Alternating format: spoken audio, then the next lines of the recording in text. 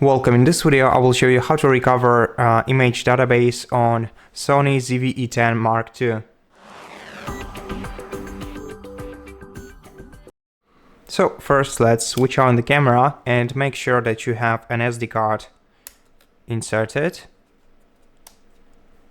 Then go to menu.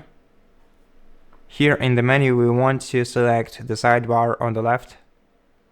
Scroll down to shooting option. Select it, select media, and then here you'll see recovery image DB.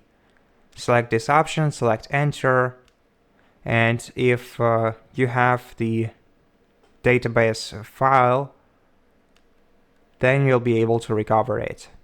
And so that's basically it. Thank you for watching this video. If it helped you, please consider subscribing to our channel, leave us a like in the comment below, and I'll see you in the next one.